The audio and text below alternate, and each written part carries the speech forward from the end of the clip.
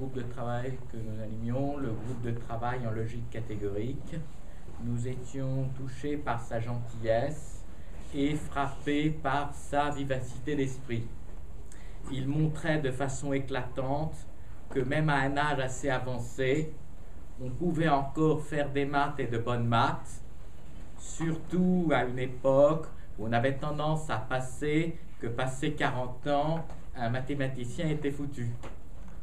Moi d'ailleurs, qui pensais être un vieux con déjà depuis 10 ans, ça me remontait quand même le moral. Je me souviens qu'encore qu'il y a 2 mois, Jacques Riguet était vivace, on discutait avec lui. On ne s'attendait pas du tout à ce que ça allait arriver comme ça. Il va vraiment tous nous manquer. Bon, alors on a dit que c'était un grand mathématicien, c'est vrai. C'était aussi quelqu'un de très très vivant, quelqu'un qui adorait la vie, qui était capable de vous proposer d'aller dîner un soir ou d'aller boire un verre et d'aller discuter, donc pratiquement à n'importe quelle heure. Donc c'était quelque chose d'assez fabuleux. Moi j'ai entendu parler de lui pour la première fois dans un cours de Joseph Chacron sur les relations de Riguet. Alors les relations de Riguet, ça généralise les préordres, mais entre deux ensembles, et non pas sur un ensemble. Il a fait quand même beaucoup de choses là-dessus.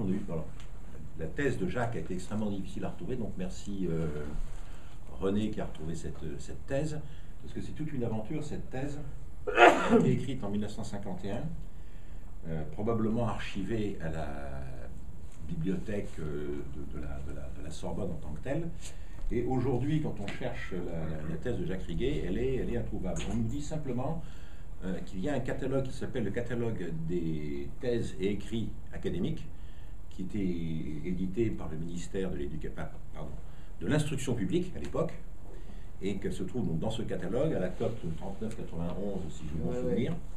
Par contre, elle n'est pas dans les bibliothèques, elle n'est pas dans les fonds de bibliothèque, et on a essayé d'aller à la Sorbonne. Donc alors là, à la Sorbonne, on s'est fait refouler sauvagement par la sécurité qui n'a pas voulu nous laisser accéder parce qu'il fallait faire des demandes à l'avance, etc.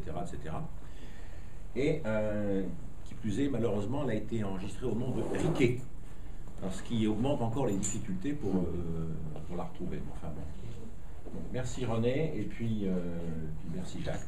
Donc, voilà. Moi j'ai un gros regret, c'est qu'il m'ait proposé d'aller boire un verre pas longtemps avant, et puis j'avais pas pu ce soir-là, et voilà. Bien. Je pense que nous sommes tous très touchés par ces hommages à Jacques Riguet, et je pense qu'il serait heureux que nous continuions dans la lancée sur le séminaire, donc sur la séance d'aujourd'hui du SIC.